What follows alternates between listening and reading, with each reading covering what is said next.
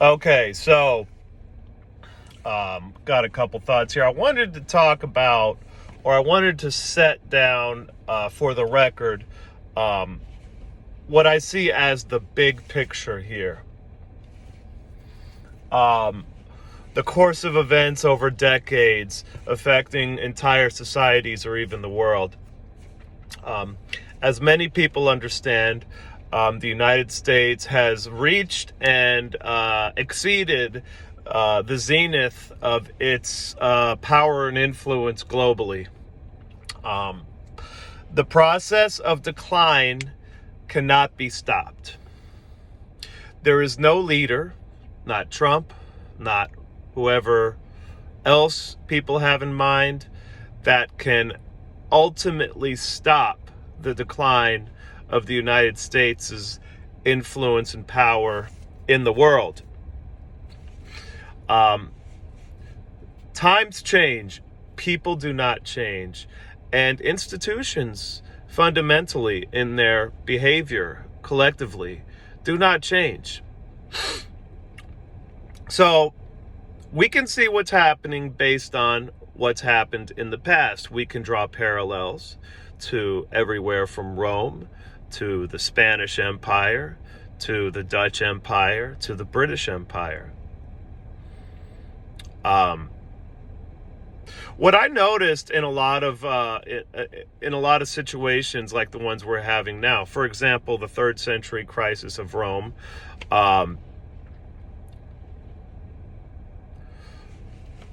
financially, in almost every declining empire, what happens is the empire resorts to being a net producer into being a net consumer, and in order to make up the difference, one way or the other, they have to find ways to create money. Now, in the case of the Roman Empire, what they did was they debased the currency. They had a currency that was a precious metal based currency. I think it was denarii, and it was silver. They used silver coins. And what ended up happening in Rome is, they actually had privately owned, more or less, mints. And what ended up happening is, as the government came to demand more and more currency, the mints on behalf of the government would debase the currency. They would add impurities to the coins.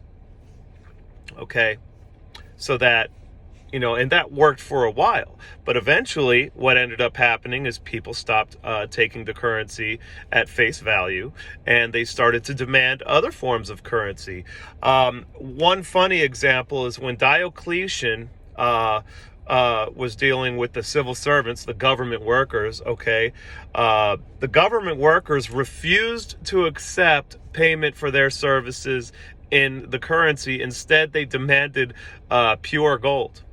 And what's very ironic about that is these civil servants, like all civil servants, were the underlying cause of the financial problems of the Roman Empire. In the case of Spain, you had something more similar to the United States. You had a financial system that increasingly became debt-based instead of raw materials or actual products based. Okay, and over time that caused a lot of financial problems in the Spanish Empire. And what's also very ironic about the Spanish Empire, for people that think, well, I think for people that think gold is like, a perfect form of currency.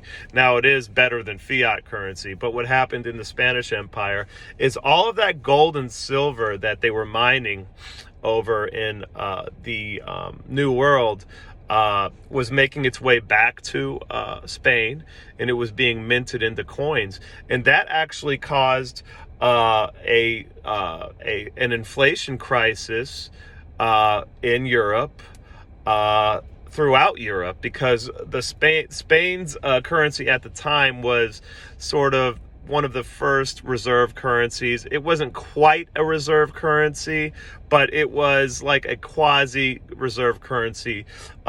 Most people in Europe wanted at least some pieces of eight, as they were called. Okay, they were very hotly sought after currencies. And so you had in Europe, because of all of that gold and silver being brought from the New World, it caused an inflation crisis, which they called the price revolution. So, but, compared to the inflation you see now, it was actually really low inflation. We're talking 1 to 2% but it was a long-lasting inflation. I think it lasted several decades. But at the time, inflation wasn't, this omnipresent phenomenon. Throughout the Middle Ages, you didn't have much inflation at all, and you often had deflation. So that was the consequence of the Spanish bringing in tons of money, tons of gold from overseas. So you had gold currency being losing its value, losing its purchasing power. And on top of that, you had an increasingly similar to what's happening now in the United States. The society in Spain, as it became more prosperous, the people generally became less and less self-reliant and productive due to that prosperity. In other words, they were spoiled. And you didn't have as much entrepreneurship, okay, because Spain was such a rich country at the time. So that starts the process of a societal decay, which led to the eventual fall of the Spanish Empire. And you had a very similar phenomenon in the Dutch Empire. Now, in the Dutch Empire, you have a lot of contemporary accounts of extreme decadence, especially among the wealthy. And, I think people underestimate the importance of societal values. What happened in the Netherlands, in the Dutch Empire, which was probably the first global trade empire, and it's very similar to the United States. Let's look at the similarities of the Dutch Empire and the United States Empire. The Dutch Empire was not the type of empire that conquered other countries, but it was still an empire, and it was still called an empire. They called themselves an empire, but their empire was based on the control of trade and the control of currency. The guilder was the first truly global reserve currency.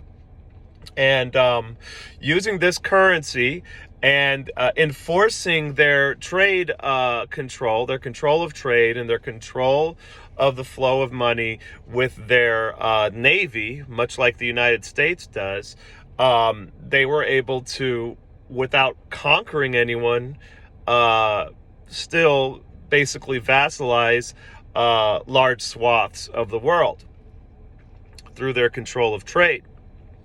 And this is very similar to the United States. The United States hasn't outright conquered many countries or many areas since perhaps World War, since Spanish-American War, more like it.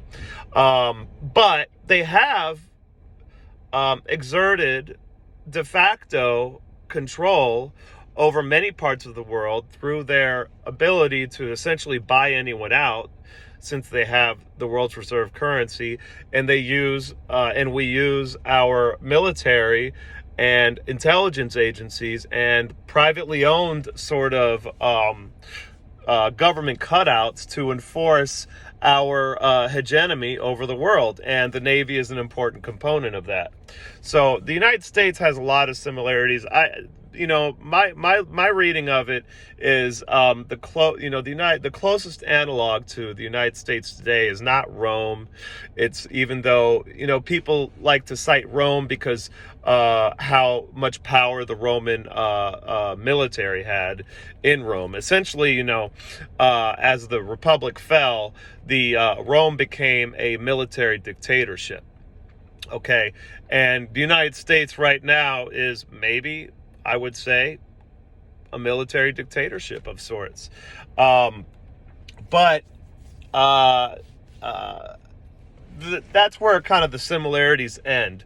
What you have really more in the Netherlands is a corporate sort of militaristic corporate trade empire, and that's closer to the what the United States is. Some where the corporate interests, not and that the corporate and the whole idea that corporate corporations are synonymous or are an essential component of capitalism is not historical at all, by the way.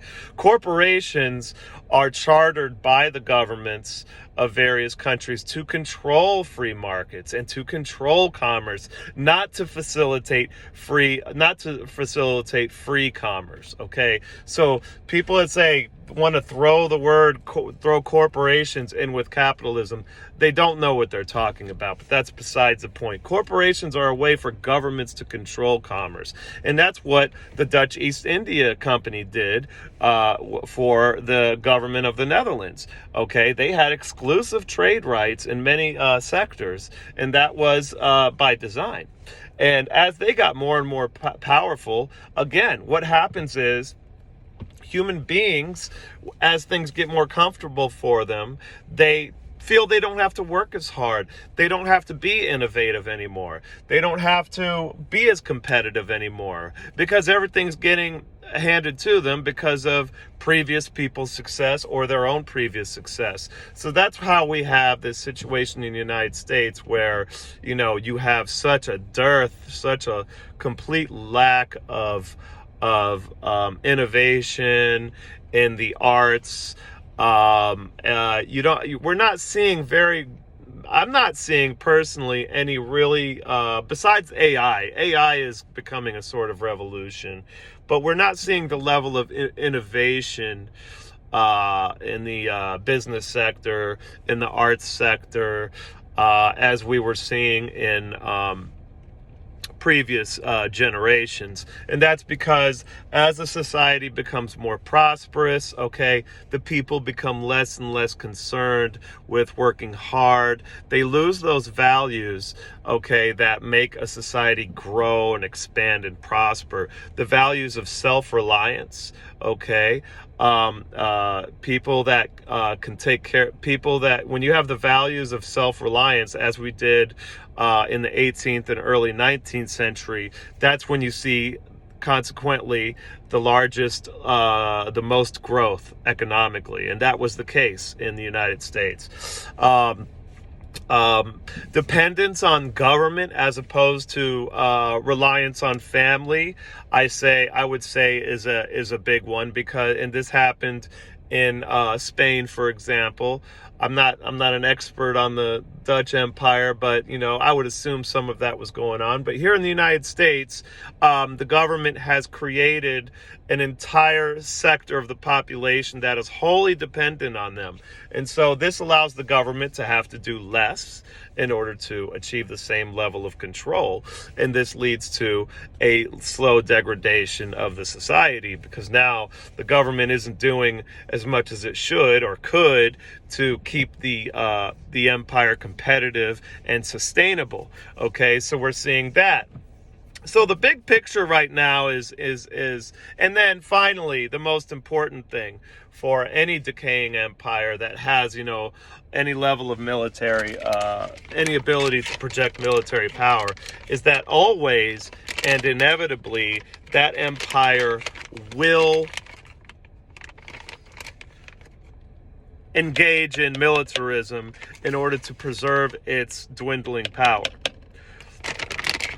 This is because the people that stand to lose the most are also the people that control the military through their control over the financial system or the government or whatever.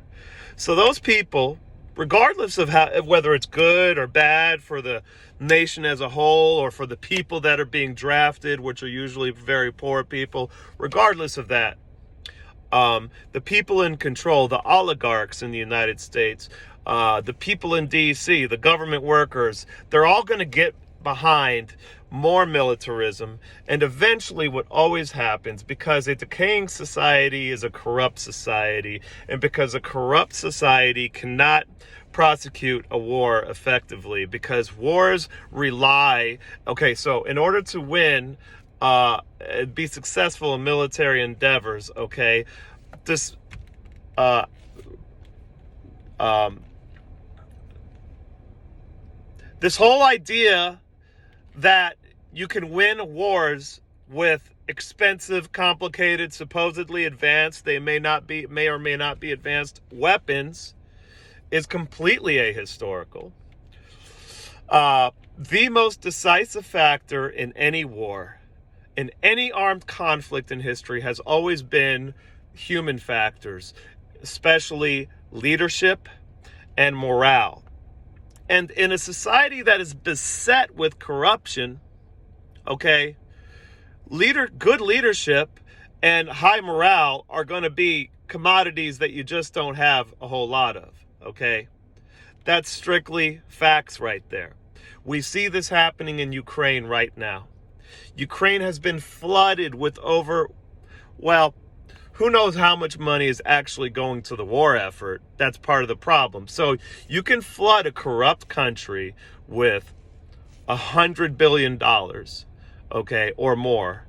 All sorts of advanced weapons, thousands of Javelin and Stinger missiles, all sorts of stuff.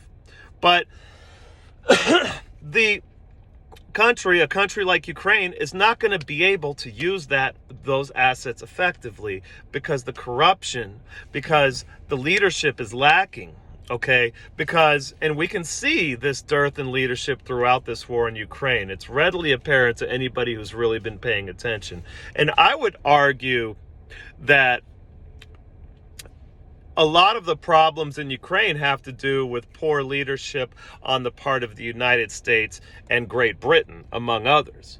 Okay, and the fact that the United States and Great Britain, especially the United States, is so corrupt, that its leadership is so bad that all of these advisors, these military advisors, these intelligence advisors, they're actually not helping Ukraine at all. They're actually making Ukraine's situation much worse because they're shitty leaders, because they don't understand military matters, or they're not willing to make the decisions necessary they were never willing to make the decisions necessary for Ukraine to be successful, okay? Because they're more concerned with optics and keeping the grift going and probably embezzling money than actually helping Ukraine be successful. And I'm not saying Russia doesn't also have these problems, but I would say in this case, Russia is taking the war way more seriously than the United States advisors. Their leadership has proven marginally more effective. And more importantly, this is an existential war to them in their eyes. And so now the leadership, the corruption is going to be lower because this is an existential issue. Morale is going to be very high. People are flooding the recruiting offices over there. The military leadership is taking this war very seriously. Okay, so you have the leadership and the morale, the two most important factors in any war. That's why Ukraine never could have won. So I would argue that the United States is so corrupt that despite the amount of money we sunk into the military, it's really a non-issue at this point, because the leadership is so bad that the United States is never going to be able to successfully engage in a conflict probably ever again. Okay. You have, during World War II, this is a factoid that I liked and I like to repeat. During World War II, the United States had only a handful of 4-star generals. You had, like Bradley, you had Patton. I think Patton was a 3-star general for most of the time, maybe became a 4-star general at the end. MacArthur, people like that, right? So you had like 4 or 5 4-star generals. You only needed, for a military the size that we had it at the time, which was, you're talking 12 million people at one point were in the armed services at the high point in World War II, and you had a handful of 4-star generals. Okay. By the way, we're, in the Army and the Air Force were merged at that point. So for the entire Army and the entire Air Force, you had 4 or 5 4-star generals. I'm not sure how many were in the Navy, but very few. Now you have, in this day and age, you have 40 4-star generals. 40 in a military that is perhaps 5 to 10% the size of the World War II military. And why is that? Because what's happened is they've bureaucratized the military to the point where they're creating all these 4-star general positions that they don't need, okay? I'm sure the origin of a lot of these positions had to do with 3-star and 2-star generals that had enough political clout and influence within the DoD to actually, create, get the policymakers to create a new position. Okay, these may be political favors, but what you have is an overly bureaucratized military, and you have these generals. This is what I said when Afghanistan happened. It's probably in a video somewhere. There is no one in this day and age in the United States that remotely stacks up to people like Patton. Okay. In the case of this Nord Stream situation, right? If Patton was there and Patton didn't, I don't know if Patton would have approved or disapproved of the Nord Stream pipeline alleged sabotage. But if he didn't approve of it, and he was brought in on the meeting, I mean, he wouldn't have just strongly dissented. He would have picked up one of these shithead civilian military grifters by his collar and threw him across the room. Okay, Patton would have went fucking crazy. Okay, he wouldn't have allowed this to happen. And that's what a real 4-star general does. A real 4-star general follows orders to a point, and when it's at this point where they're not gonna, where it's a ridiculous situation, that's when they'll stand up, they'll risk everything. That's a real leader, and we have no real leaders. A real leader, okay, first and foremost, is willing to stand up for what he believes is right. Okay, not just be a yes man. Okay, they're a yes man to a point. Okay, but then when there's a situation like what happened in Afghanistan, where they're planning for this situation, then that general has to get up. That general's going to stand up and say, "This is fucking ridiculous," and I'm going to take my boys, and I'm not going to, participate in this. This is what real generals have always done. Okay, real generals do have a say and do have a responsibility to refuse orders at a certain point, right? So, and then if the civilian cocksuckers don't like it, they can fire him. Okay, but if he's a real asset to the military, then they're not going to be able to fire him, you see, and then he's going to be running his show, and that's what a real military leader does. And we have no one like that in this day and age, okay? Anyone who is remotely independent-minded and rational, and not a complete yes man that just does whatever they want, whatever the civilian idiots want, they never make it to general at this point. That's why you have people like Colonel McGregor. You would say, why isn't Colonel McGregor a general? Look at this guy. I mean, he's the total package as far as a general is concerned. It's because he wouldn't be a yes man. That's why all of these great leaders out there that you see out there talking, okay, they never make it to general. Okay, so so you have this situation in the United States. The United States obviously is a crumbling empire. There is no one that is going to be able to stop this, because the problem in this country is not solely due to the institutions. Like I said, with the Spanish Empire and the Dutch Empire, what you have is a societal malaise, a people who have become too complacent, okay? They don't feel they have to work very hard. They don't feel that they're being competed against. They feel like their position is secure, and that happens to all people at the top eventually. And that's a societal malaise that you cannot cure. Okay? The only way, like a sickness, like a real virus, is to go through and make the organism sick, and hopefully it comes out stronger on the other side. So the big picture is that the United States is indeed a crumbling empire. There's no way to stop it unless there's like one way to... So let me stop there and let me go to the next thing. So the thing about the United States is that we have decentralized structures written into our core legal framework in our founding documents. And that's what makes the United States different from any other country.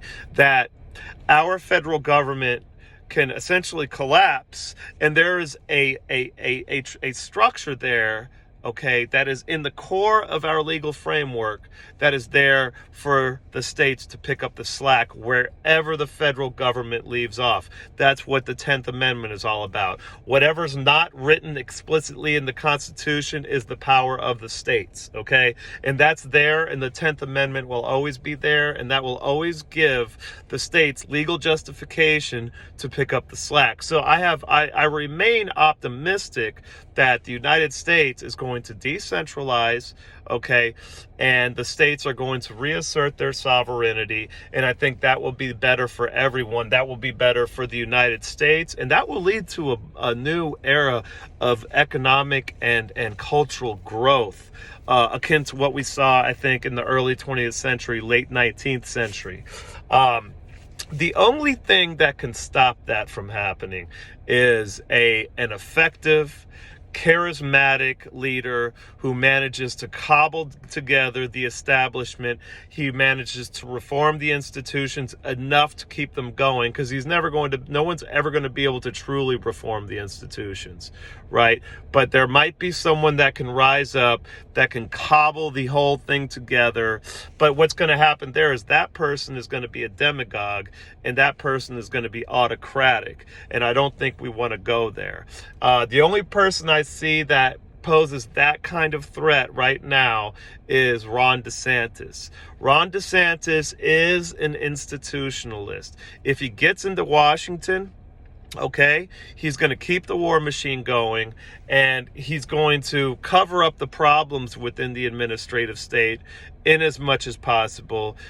He's going to kick the can down the road.